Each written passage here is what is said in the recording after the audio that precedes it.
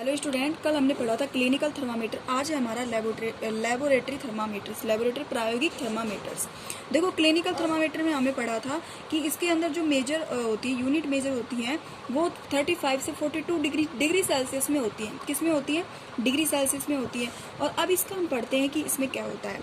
Laboratory thermometer for measure the temperature of other objects हैं, अन्य वस्तुओं का जो तापमान नापते हैं। देयर आर अदर थर्मामीटर है, तो अलग ही थर्मामीटर का उपयोग किया जाता है। On such thermometers is now as the laboratory thermometer. तो उस थर्मामीटर को हम क्लिनिकल थर्मामीटर, लेबोरेटरी प्रायोगिक थर्मामीटर कहते हैं। The range of a laboratory thermometer is generally from -10 degree Celsius to 110 degree Celsius, यानी कि उसकी कितनी थी?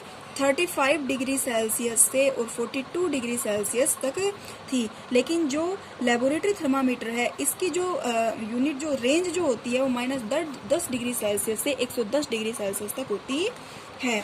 Also as you did in the can the clinical thermometer find out how much a small division on this thermometers read, यानी कि जो clinical thermometer होता है वो बहुत ही कम स्मॉल डिवीजन यानी कि बहुत ही छोटी इकाइयों को भी नाप लेता है। देखो, -10 डिग्री सेल्सियस बहुत छोटा होता है, तो उस टेम्परेचर को भी लेबोरेटरी थर्मामीटर जो होता है वो मेजर कर लेता है।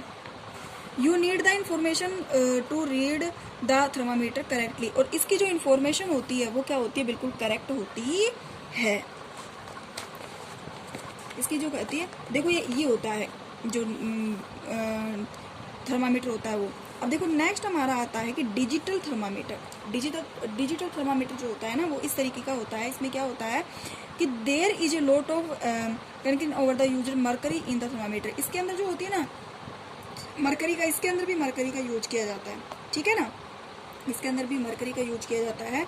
Mercury is a toxic substances and is very difficult of dispose of a thermometer breaks, यानी कि मरकरी जो होती है वो एक बहुत ही जहरीला पदार्थ होता है। कैसा होता है? टॉक्सिक सब्सटेंस होता है, और वह बहुत ही difficult dispose of if a thermometer break, और इसको आसानी से हम क्या कर सकते हैं? बहुत ही मुश्किल से इसको ब्रेक किया जाता है। This days digital thermometers are available which do not use mercuries. अब देखो, नेक्स्ट हमारा क्या आता है?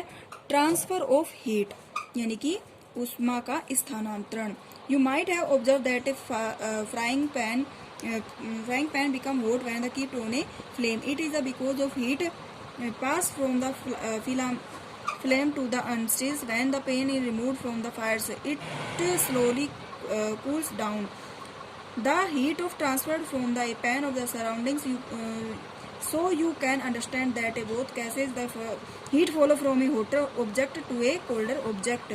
यानी क्या कह रहा है कि हीट ट्रांसफर, ऊष्मा का स्थानांतरण कैसे हो? देखो, हम कई बार देखते हैं कि कुछ वस्तुएं जो होती है ना बहुत जल्दी गर्म हो जाती है, कुछ वस्तुएं बहुत जल्दी ठंडी हो जाती है। जैसे मान लीजिए हमने गैस के ऊपर किसी बर्तन को रखते हैं, स्टील का बर्तन मान लीजिए, सिल्वर का बर्तन मान लीजिए, कोई भी बर्तन मान लीजिए, जब उसको हीट मिलती है, पहले वो क्या था? ठंडा था, लेकिन पहले जब उसको हीट मिलती है, तो हीट मिलने से क्या होता है कि उसका ऊष्मा मिल जाती है, और ऊष्मा क्या होती है कि स्थानांतरण ऊष्मा का हो जाता है। इसी तरीके से मान लीजिए जैसे आइस है, ठीक है, आइस है, आइस किस में रखी हुई है? फ्रीजर के अंदर रखी हुई है, तो वो क्या है? कोल्ड है, क्योंकि उसको जो एनवायरनमेंट मिला हुआ है वो कैसा है? ठंडा।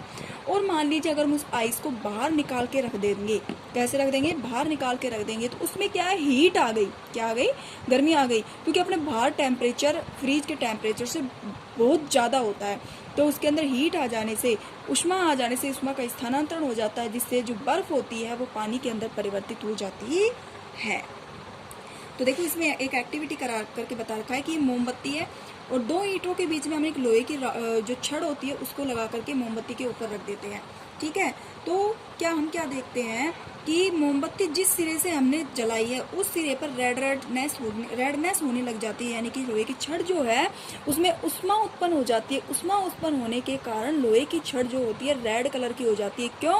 क्योंकि उसके अंदर ऊष्मा है, और धीरे धीरे यहाँ से चलते लोहे की छड़ जो होती है पूरी ही रेड हो जाती है। इसका मतलब ये है कि लोहे की छड़ को यहाँ से टेम्परेचर मिला, और यहाँ से लेकर यहाँ एंड तक इसके अंदर ऊष्मा का स्थानांतरण हुआ। ओके।